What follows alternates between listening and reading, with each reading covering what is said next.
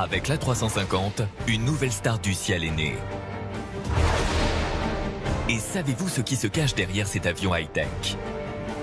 L'A350, c'est tout simplement la nouvelle arme de l'européen Airbus. Une arme contre son rival de toujours, Boeing et son 787.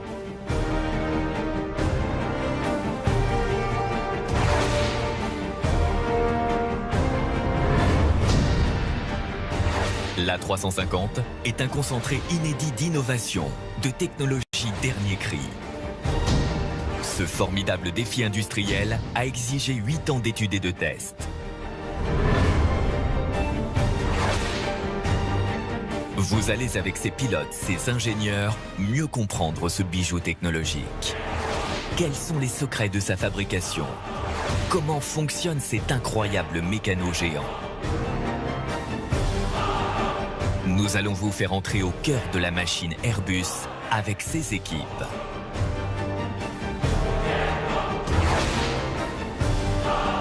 Difficile d'imaginer les tortures qu'on fait subir à cet appareil pour votre sécurité. Résistance à des froids polaires. Supplice industriel. Pour découvrir cette fabuleuse aventure, vous allez embarquer pour la première fois avec les hommes qui ont fait naître l'A350.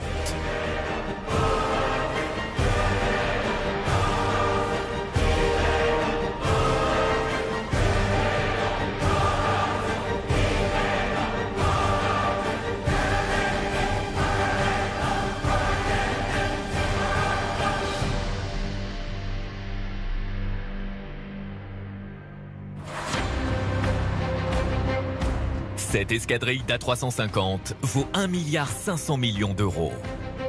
Ces avions sont ce qu'on appelle des avions d'essai. Avec ces appareils, les équipes d'Airbus multiplient les tests en vol pour améliorer encore et toujours les performances, la sécurité et le confort du dernier né d'Airbus. Des tests qui se poursuivent même si l'A350 a déjà effectué son premier vol commercial en janvier 2015. Très exceptionnellement, nous avons obtenu l'autorisation des responsables d'Airbus de suivre un équipage pendant un vol d'essai. Direction Toulouse, la ville symbole de la puissance aéronautique européenne. Ici, 40 000 personnes travaillent pour Airbus.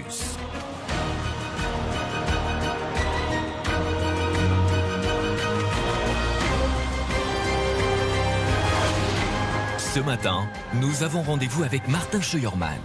C'est l'un des 2 pilotes allemands de l'A350 dans lequel nous allons embarquer aujourd'hui. Nous sommes à H-2 du décollage. Martin Scheuermann et l'équipage se retrouvent pour préparer notre vol. L'homme qui va coordonner les tests aujourd'hui, c'est lui, Bruno Bigan. Ce mécanicien navigant est celui qui connaît le mieux l'A350 numéro 2, le deuxième sorti de l'usine de Toulouse. Parcours aujourd'hui pour le vol test, Toulouse-Munich. L'A350 sur lequel nous allons voler, c'est le dernier né de la mythique famille d'Airbus. Un avion nouvelle génération, plus léger que ses prédécesseurs, l'A330 et l'A340, et donc moins gourmand en carburant. Il est plus petit que le gigantesque A380 et du coup plus facile à commercialiser.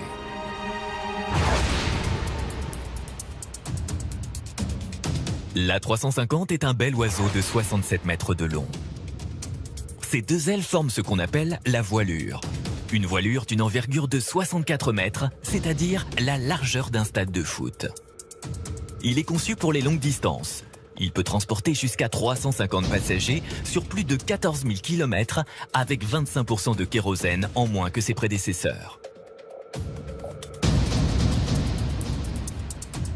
Cet avion est à 53% composé de fibres de carbone. Une première. Un matériau un quart plus léger que ceux utilisés pour la génération de l'A330 ou de l'A340. Les moteurs que nous allons vous faire découvrir sont entièrement nouveaux. À la fois plus puissants et plus économes en carburant que leurs prédécesseurs. Bienvenue à bord de ce bijou high-tech. Nous sommes à 1h30 de notre décollage. Opération délicate, positionner l'A350 sur le tarmac. En tant que mécanicien navigant, Bruno Bigan est le responsable de l'A350 numéro 2. Il le suit depuis sa sortie de l'usine. Bien que l'appareil ait déjà été contrôlé, Bruno Bigan, comme avant chaque vol d'essai, fait une toute dernière inspection. État des pneus, pale du moteur, voilure, c'est lui qui donne le feu vert définitif. C'est un peu le jeu des 7 erreurs. Il faut aller regarder dans tous les coins de l'avion qu'est-ce qui pourrait être anormal. Je regarde que tous les câbles, tous les tuyaux soient bien en position. Pour Bruno Bigan, tout est sous contrôle. Décollage dans 1 heure.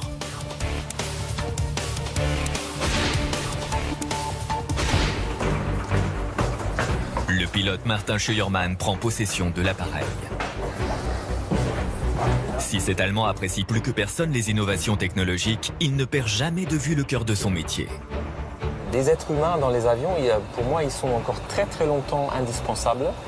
Et je suis sûr que tous les passagers derrière apprécient qu'il y a quelqu'un de compétence devant qui gère la situation, qui prend des décisions. Et c'est pas que l'automatisme qui fait tout.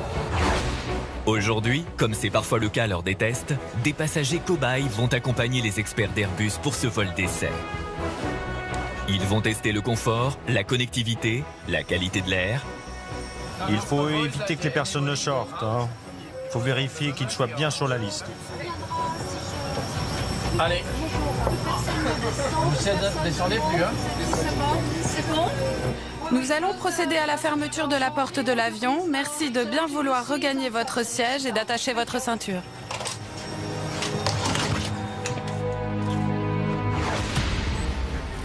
Dans le cockpit, Martin Scheuermann et le second pilote se préparent au décollage. Bruno Bigan, installé juste derrière eux, va coordonner les tests.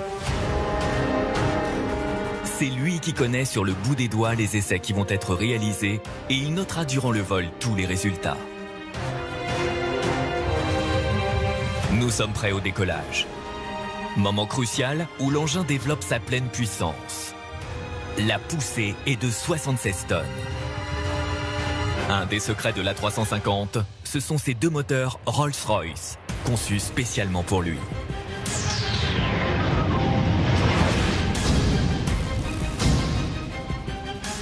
À l'avant du moteur, cette grosse hélice appelée fan. Elle mesure presque 3 mètres de diamètre.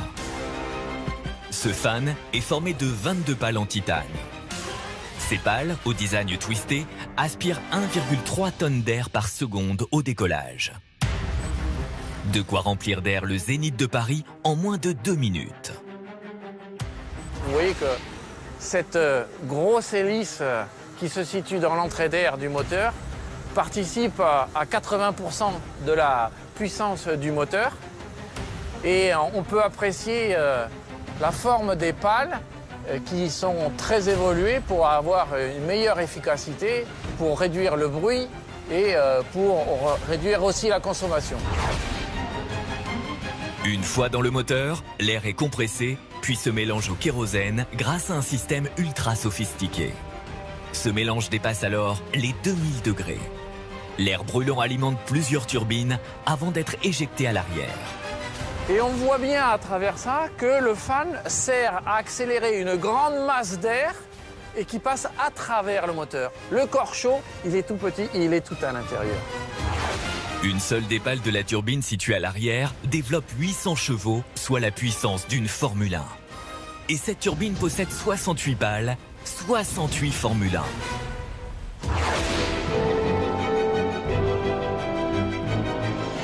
Retour à bord de l'A350. L'avion a fini son ascension. Bien pris en main par Martin Scheuermann et l'autre pilote, il est stabilisé. Direction Munich. Si cet avion semble aussi léger qu'un planeur, ce n'est pas seulement dû à son aérodynamisme. Cela s'explique aussi par sa structure en fibre de carbone. Pour mieux comprendre ce matériau, direction les usines de fabrication. La fibre de carbone est l'innovation majeure de l'A350. Ce matériau composite de couleur noire est révolutionnaire. Il pèse 25% de moins que l'aluminium, le métal habituellement utilisé dans l'aéronautique, tout en étant plus résistant et plus rigide. Les ailes sont presque entièrement en fibre de carbone, comme l'ensemble du fuselage. Grâce à la rigidité de ce matériau composite, les hublots de l'A350 sont 30% plus grands que ceux de la génération précédente, sans pour autant fragiliser la structure du fuselage. Et ce n'est pas tout. Cette rigidité permet de mieux pressuriser la cabine. Vous respirez mieux. Fini les bourdonnements d'oreilles causés par la pression. Le fuselage est composé de plusieurs couches de carbone. Elles sont assemblées comme les couches d'un sandwich. Au milieu, il y a une fine couche de cuivre qui sert de bouclier contre la foudre. Pour fabriquer ce matériau, la première étape consiste à entrelacer des fibres de carbone minuscules de 10 microns d'épaisseur. Pour cela, on utilise les mêmes machines à tisser que dans l'industrie textile. Elles produisent une sorte de tissu, 1 mètre par minute constitué de 6 millions de fibres. Et comme dans l'industrie textile, on coud les morceaux de tissu de carbone les uns avec les autres. La fibre de carbone permet d'obtenir des formes plus complexes qu'avec l'acier ou l'aluminium. Le tissu est enduit d'une résine spéciale. Puis, il est cuit dans un four jusqu'à 700 degrés. Aucun fuselage en métal n'a jamais été aussi léger et résistant.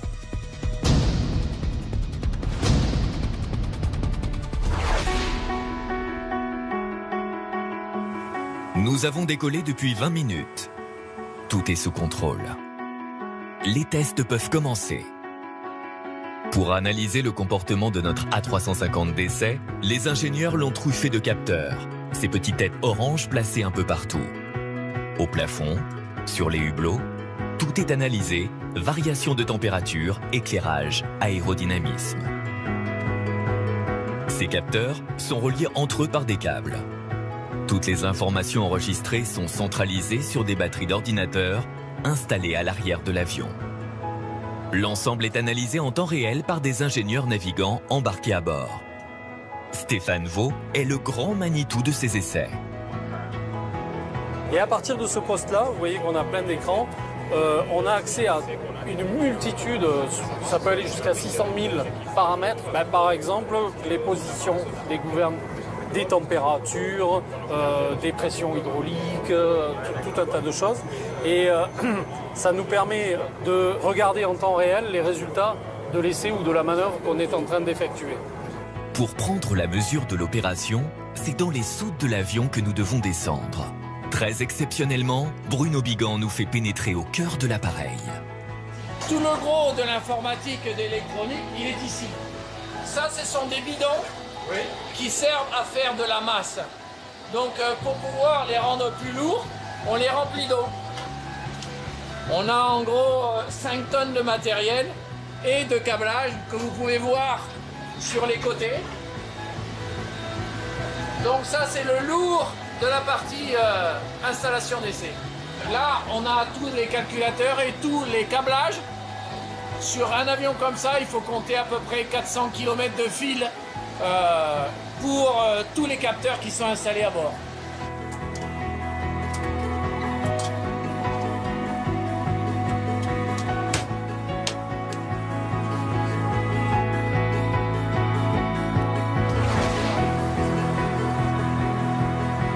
Autre nouveauté, la connexion Internet à haut débit.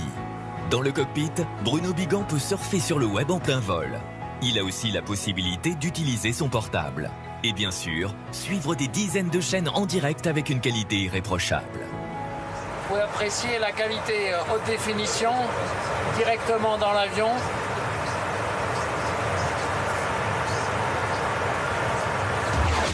Cette connexion n'est pas un luxe réservé aux pilotes.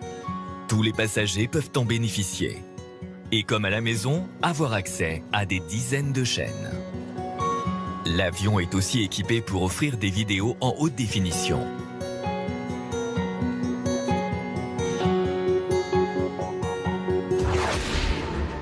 Cette connectivité globale est rendue possible grâce à l'équipement high-tech logé dans cette boîte sur le dos de l'avion. Une autre des particularités de cet avion, nous avons cette grosse antenne qui se trouve sur le toit en blanc. Cette grosse antenne nous permet de donner à nos passagers et donc pour nous de faire des essais pour avoir de l'internet, du téléphone.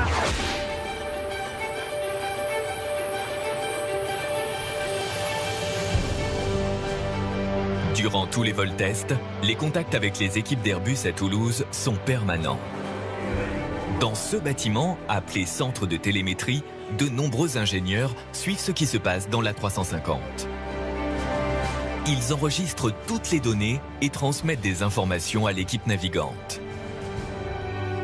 On est les yeux de l'avion, vu du sol, hein, évidemment, on est là pour aider l'équipage à effectuer son vol d'essai, puisqu'on a des gens ici qui vont être responsables d'amener des réponses à des questions posées par l'équipage et en l'occurrence par les ingénieurs navigants d'essai. Il n'y a pas qu'un équipage, en gros, de 5 personnes qui fait voler la machine, mais avec eux, il y a une multitude de gens qui va les aider et qui va leur fournir des résultats. Sur un premier vol, on va voir un comportement général de l'avion. On n'est pas dans l'avion, mais on a l'impression d'y être. On a les mêmes infos, on a un flux de données qui nous permet de quand même comprendre tout ce qui se passe. On a surtout le dialogue équipage. On a l'impression d'être avec eux, quoi, ça c'est clair. Ça ressemble à la NASA, c'est souvent la réflexion de certains visiteurs. Quand ils voient une salle télémesure en œuvre ici, avec tous ces écrans, ils sont impressionnés. Pour les ingénieurs de cette salle de télémétrie, un vol est resté dans toutes les mémoires. Le premier vol de l'A350. Le jour où il s'est envolé dans les airs pour la première fois de son histoire. C'était le 14 juin 2013. À 7 h du matin, sur l'aéroport de Toulouse-Blagnac, 6 hommes descendent sur le tarmac. Ils embrassent leurs proches, puis ils prennent place dans cet A350. Là, c'est bon, Gabi. Merci. Je suis avec toi. On y arrive. Là, c'est par là, Gabi. Derrière les sourires, l'appréhension est là. Les équipements sont en mode commando. Pilotes, ingénieurs, mécaniciens, tous se sont équipés de parachutes. C'est obligatoire pour un premier vol. On doit anticiper tous les scénarios. Nous sommes à H-30 minutes du décollage. Voilà. Et on va le mettre là. On est très confiants. Gentlemen. Yes. Pascal, are you with us? So we are at closing doors. Okay. Donc, I close the door, I switch the sensor. Okay. I start now.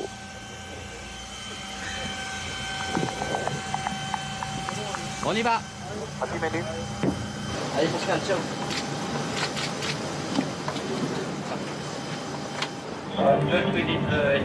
Le décollage qui va avoir lieu dans quelques minutes est suivi par les experts d'Airbus à partir de la salle de télémétrie.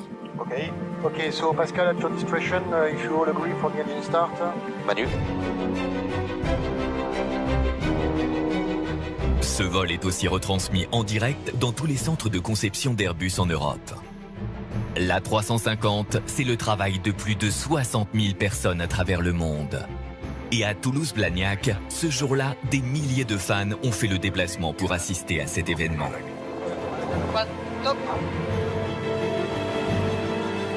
Il est 10 h.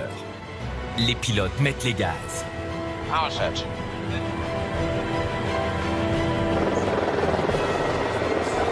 Le patron d'Airbus, Fabrice Brégier, lunettes noires, est sur le tarmac pour vivre ce moment historique. L'avion quitte le sol pour la première fois.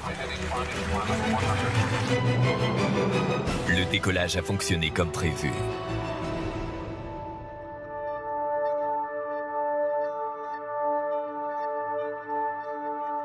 Après ce premier vol de juin 2013, Airbus décide de mettre en production l'A350. Et pour cela, ils mettent en place, comme pour leurs autres avions, un système de fabrication unique au monde. Les différentes parties de l'appareil sont construites dans les 4 pays fondateurs d'Airbus, France, Allemagne, Royaume-Uni et Espagne. En Allemagne sont fabriqués l'avant et l'arrière du fuselage, le train d'atterrissage avant et la queue de l'avion. En Espagne, l'arrière et le ventre de l'appareil. La France, elle, produit la pointe avant, le fuselage central et les trains d'atterrissage centraux. En Grande-Bretagne, sont construits les moteurs et assemblés les ailes. Et c'est à Toulouse que tous ces éléments sont assemblés. Pour cet avion exceptionnel, il a fallu créer une usine exceptionnelle. En 2008 est lancée la construction d'un immense bâtiment à Toulouse, spécialement conçu pour l'A350. Sa toiture est équipée de panneaux solaires. Résultat, il produit la moitié de l'électricité qu'il consomme. Airbus a aussi créé ce véritable monstre du ciel pour rapatrier les pièces de l'A350 fabriquées à travers l'Europe. On l'appelle le Beluga, car il ressemble à une énorme baleine blanche. Un Beluga se pose à Toulouse-Blagnac presque tous les jours. Airbus en possède 5. Le Beluga est conçu pour transporter des pièces XXL. C'est une sorte de coursier du ciel. Dans les ateliers de Toulouse, la baleine s'ouvre pour décharger plus de 50 tonnes de matériel. De sa soute, qui fait 17 mètres de haut et 7 de large, sortent les pièces prêtes à l'assemblage. Le nez de l'avion, les ailes, l'arrière de la carlingue, des pièces destinées à un gigantesque mécano.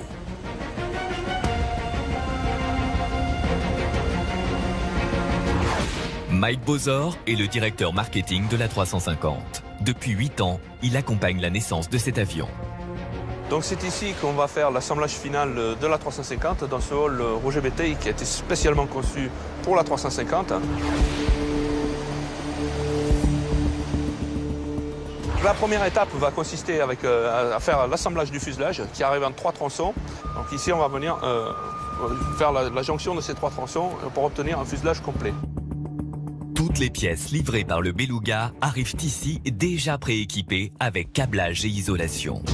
Sur les chaînes de montage, il reste à visser et à rifter les éléments entre eux. L'assemblage des ailes est délicat.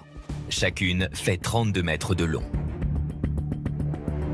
L'ensemble des opérations est effectué par des centaines de techniciens, de mécaniciens, d'ingénieurs. Ici, dans le vocabulaire d'Airbus, on les appelle les compagnons. Moi, je suis d'un côté, mon collègue de l'autre côté de l'avion, c'est plus simple. Ça évite de faire un aller-retour. Ouais. C'est bon. C'est-à-dire que moi, là, je suis en cabine et lui, il est en dessous, ce qu'on appelle en case de train. En gros, le train d'atterrissage qui rentre pour serrer les écrous. Nous, on est obligé de vérifier absolument tout avant d'envoyer en production, parce que d'un avion à un autre, même si c'est le même modèle d'avion, il y a pas mal de différences en fonction des options qui sont choisies par le client. Donc on va avoir des tuyauteries qui ne vont pas être placées exactement au même endroit, des câblages. Donc il ne faut pas se permettre d'utiliser l'expérience qu'on a eue avant sur un autre avion pour dire c'est bon, cette zone est accessible, on peut démonter. Ben non, on est vraiment obligé de vérifier à chaque fois. Pour l'aménagement intérieur, un système d'assemblage appelé Plug and Play permet aux pièces de s'emboîter très simplement. Sur le programme A350, tout a été étudié en amont pour que tout ce monde Plug and Play avec un gros gain de temps. C'est vraiment très agréable pour tous les gens qui travaillent sur ce programme. Coffrage, panneaux d'habillage, toilettes, coffre à bagages, tout s'insère comme dans un grand mécano. L'installation des équipements devient presque un jeu d'enfant. Bénéfice ? Un gain de temps énorme pour la fabrication. Pendant ce temps, dans un des cockpits, un compagnon fait un test de simulation d'accident. Traffic. Attendez, 2 secondes. Alors, mon truc, justement, en simulation de trafic. Descend. Alors, on voit qu'on est en train de simuler qu'un avion s'approche de nous. Tout le système de câblage, incroyablement complexe, est pensé pour être le plus léger possible.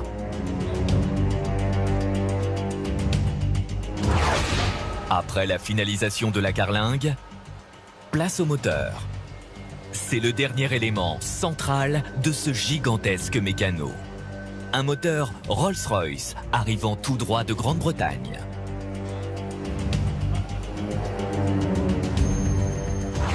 Des milliers de rivets sont utilisés par les compagnons tout au long de cette opération.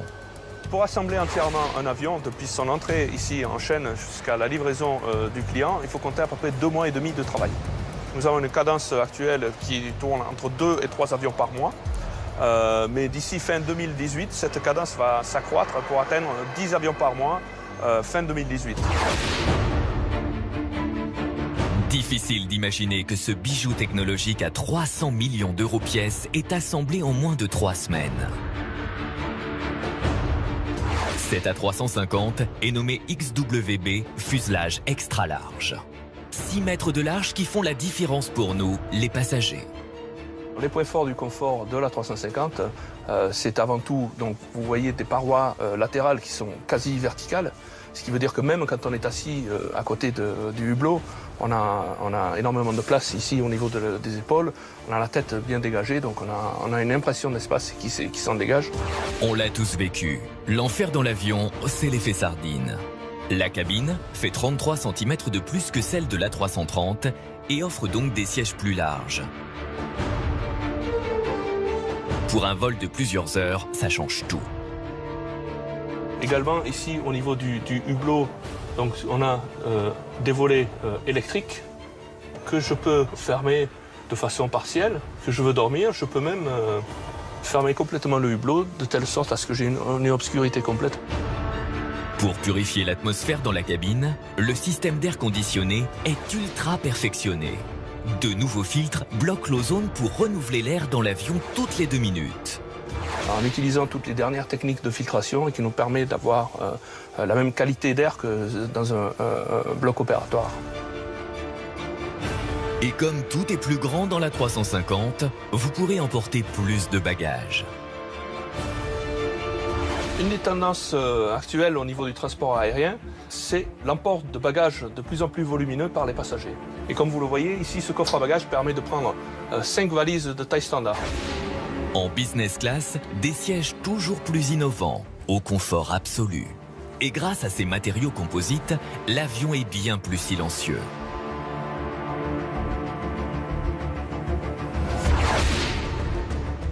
Cet avion est plus silencieux aussi, car tout a été étudié pour qu'il glisse parfaitement dans l'air.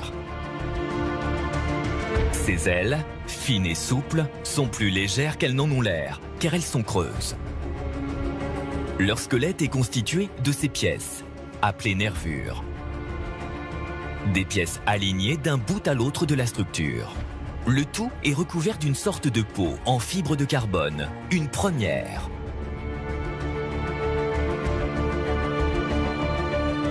Les ailes sont creuses, mais elles ne sont pas vides. Car c'est dans les ailes que se trouve une partie du kérosène.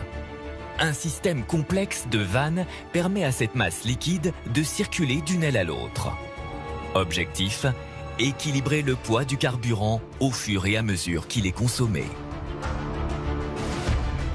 La majorité du carburant se situe dans les ailes et dans le caisson central de l'avion, avec une répartition en gros 22 tonnes dans chaque voilure et une 60aine de tonnes dans le caisson central. Grâce à ces volets mobiles, situés tout au long des ailes, les pilotes peuvent faire varier la forme de la voilure. Ces volets sont actionnés par des moteurs situés dans ces 3 petites nacelles. Le but, amortir le choc en fonction des turbulences. La voilure arrière fonctionne de la même façon que les ailes.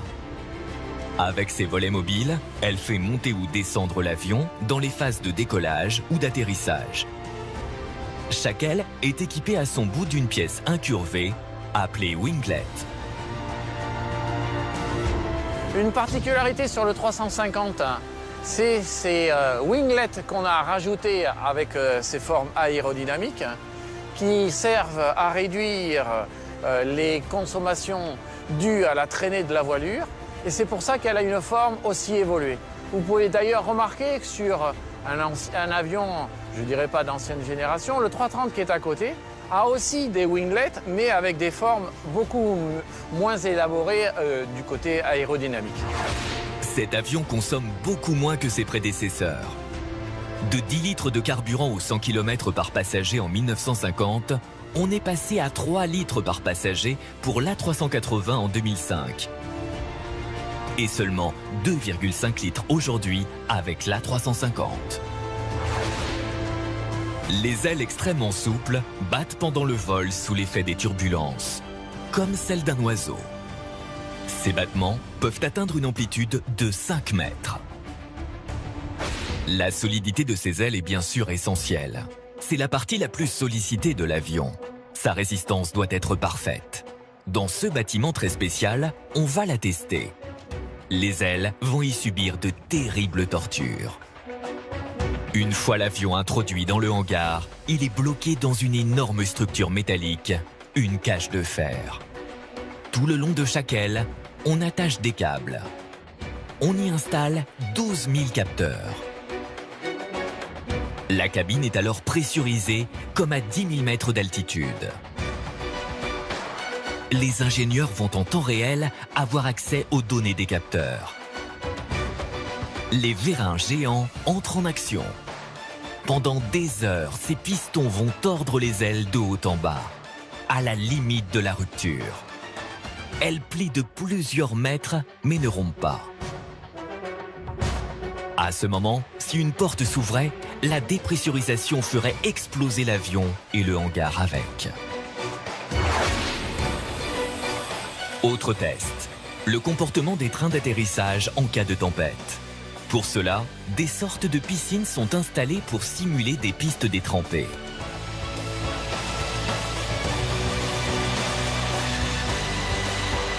Autre torture. Regardez bien. La queue de l'avion touche le sol. Le pilote cabre l'appareil pour tester un décollage à très basse vitesse.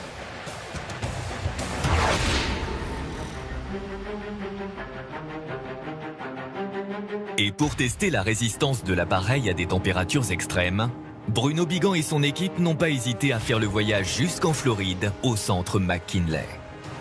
Ce centre est unique. C'est la plus grande chambre climatique au monde.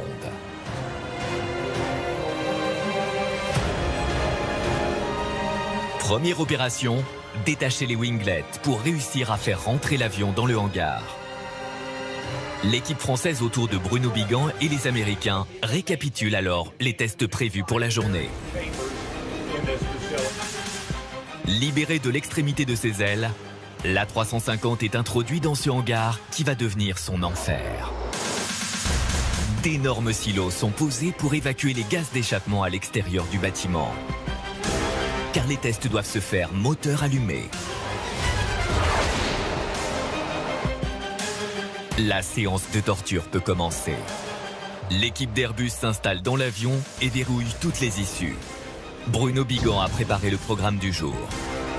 Avec ce laboratoire, on a la capacité de demander la température que l'on désire. Et dans ce cas, on a fait des températures très chaudes, plus 45 et humides, que l'on trouve dans certains coins du monde. Dans ces conditions tropicales, les systèmes électriques vont-ils résister à de tels niveaux d'humidité? Et une fois qu'on a eu passé ces tests-là, eh bien on est passé au temps froid et on a pu descendre la chambre de climatisation à moins 40. Après plusieurs heures de froid polaire, le givre s'est incrusté partout. Je suis prêt pour la première batterie. 2, 1, top. On vérifie alors que tout fonctionne. Les commandes électriques, les batteries, le tableau de bord, la climatisation, le train d'atterrissage.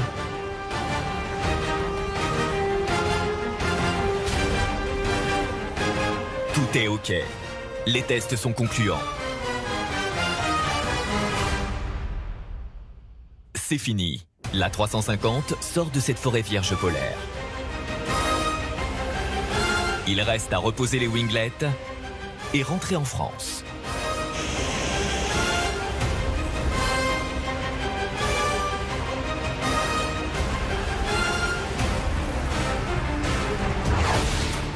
Retour à bord de notre A350 numéro 2. Il reste environ 45 minutes de vol avant d'atterrir à Munich. Les deux pilotes effectuent eux aussi un certain nombre de tests sur le fonctionnement des systèmes électroniques. À la lueur des incidents ou même des accidents qui ont eu lieu, on essaie toujours d'améliorer le produit pour renforcer la sécurité et ensuite aussi pour profiter des nouvelles technologies qui sont disponibles. Il y a une continuelle évolution. Vous pouvez imaginer qu'il y a 28 ans, les technologies, Internet, etc., à bord des avions, ça n'existait pas. Donc tout ça, ça demande des essais d'intégration. Sur cet avion, tout a été pensé pour faciliter la prise en main par les pilotes. Le fameux manche à balai est entièrement électronique. Une grande majorité des commandes sont communes au cockpit des différents appareils d'Airbus. Résultat, 8 jours d'entraînement suffisent aux pilotes dans des centres de formation pour passer par exemple de l'A330 à l'A350. C'est un argument commercial important pour les futurs acheteurs. Après 2 heures de navigation, notre A350 va bientôt atteindre sa destination. Bruno Bigan et les pilotes font le point avec les ingénieurs installés au fond de l'avion. Tous les essais prévus ont pu être effectués. Qualité de l'air, comportement de l'avion, réaction de la voilure, connectivité. Reste la phase toujours sensible de l'atterrissage. À ce moment, l'A350 se connecte à un système d'assistance situé au sol. Ce système intelligent aide les pilotes à s'ajuster parfaitement à l'alignement de la piste. Une sécurité de plus pour l'équipage et les passagers. L'avion descend par paliers successifs. La piste d'atterrissage est en vue. Au moment de l'atterrissage, l'avion roule à 200 km/h. Les 10 roues vont subir une pression de 200 tonnes. Pour éviter les risques de crevaison, les roues sont dotées d'un système de surveillance de pression des pneus. Des informations sont transmises au sol en temps réel grâce au Wi-Fi. Les trains d'atterrissage sont bien sûr un élément central. Jusqu'à présent, ils étaient en acier. Avec l'A350, on est passé à une nouvelle génération, celle du titane. Un métal beaucoup plus résistant et 2 fois plus léger. Train d'atterrissage très particulier sur 350, puisque on a été obligé de mettre 2 contre-fiches pour mieux répartir les efforts avec la structure. Un système de frein ultra perfectionné est logé dans les roues elles-mêmes. Ces freins en carbone dernière génération supportent beaucoup mieux la chaleur dégagée pendant le freinage. Ils ont été conçus pour résister jusqu'à 2000 degrés. Au moment de l'atterrissage, en plus de ces freins, d'autres systèmes entrent en action. Les aérofreins des ailes et les inverseurs de poussée du moteur. Midi, l'avion se pose à Munich. Mission accomplie.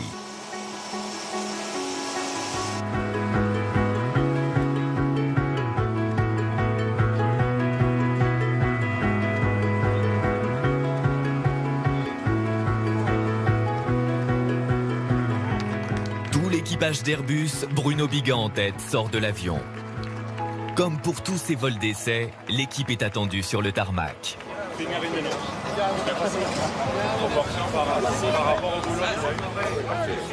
on a fait notre programme et on n'est pas passé une fois dans les nuages. Les essais de ce type vont se poursuivre jusqu'en 2016 grâce à ces 5 appareils. Mais ils ont déjà permis de commercialiser l'A350.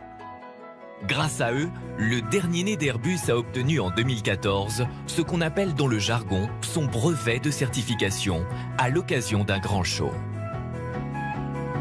C'est un honneur de vous remettre ce certificat type pour l'A350-900. Merci. C'est le vôtre.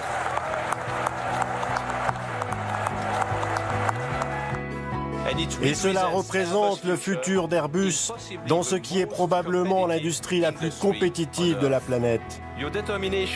Votre détermination à toujours produire quelque chose de meilleur se voit dans la 350 et à chaque renouvellement de la famille Airbus depuis 40 ans.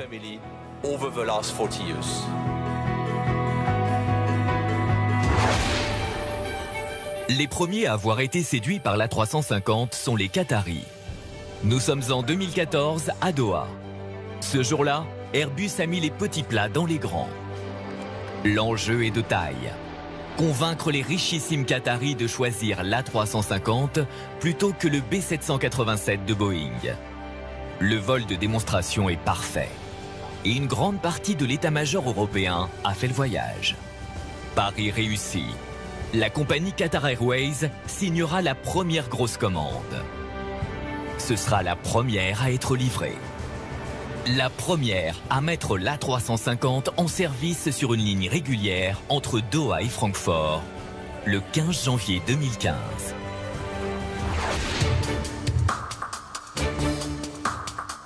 Une fois le contrat signé, reste à mettre les appareils aux couleurs de la compagnie. L'avion arrive couleur jaune-vert, celle de l'enduit anti-corrosion appliqué pendant le montage. Il faut une tonne de peinture pour l'ensemble de l'appareil. Chaque opération est un véritable travail d'artiste. Il faut par exemple dessiner avec soin des caches pour imprimer le logo de la compagnie. L'opération peinture dure une petite semaine dans les hangars de Toulouse. L'avion est alors fin prêt.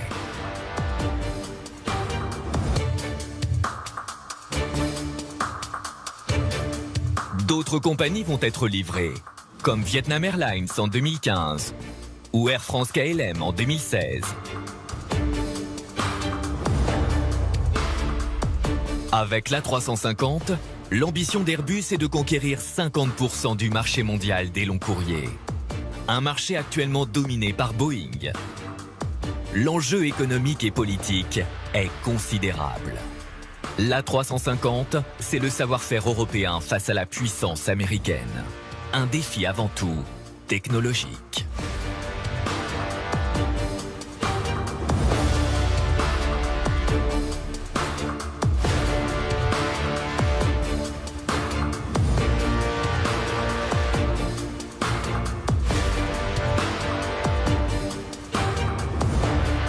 Sa structure en fibre de carbone, sa sobriété en carburant. Ces multiples innovations ont exigé 8 ans d'études et plus de 10 milliards d'euros d'investissement.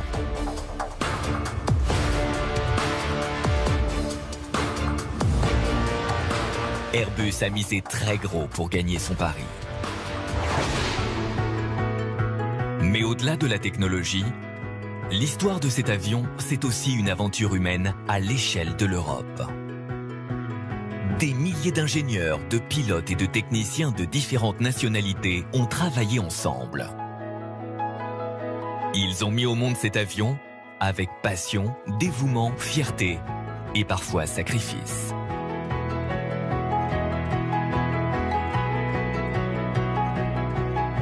J'ose pas dire que c'est un peu mon bébé parce que je suis pas tout seul, mais c'est un esprit d'équipe. Mais il y a quand même une petite part sensible et quand on le malmène un peu trop, on me malmène un peu. Pour moi, c'était une véritable chance qui m'a été donnée. J'ai commencé à promouvoir cet avion. J'avais quelques petites planches PowerPoint et aujourd'hui j'ai de vrais avions, donc je suis très très heureux.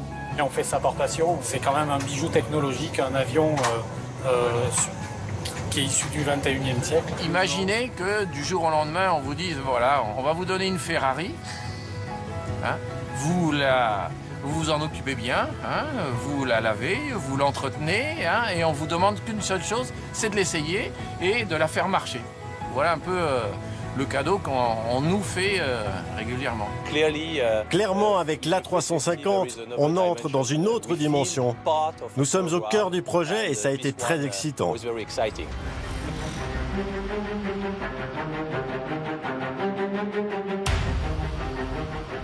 Avant même son premier vol commercial en janvier 2015, plus de 750 exemplaires de l'A350 étaient déjà commandés. Un record à ce stade. Airbus espère en vendre 1500 autres dans les 20 prochaines années. Si cet objectif est atteint, cet avion représentera alors un tiers de son activité. Cela créerait 35 000 emplois directs en Europe, dont 10 000 rien qu'en France.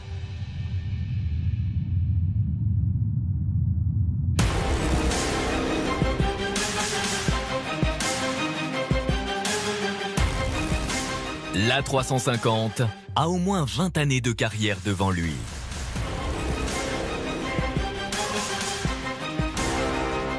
Il sera décliné en plusieurs versions. Vous le découvrirez bientôt dans tous les aéroports du monde. Avec lui, s'ouvre une nouvelle page de l'aéronautique civile. L'histoire ne fait que commencer.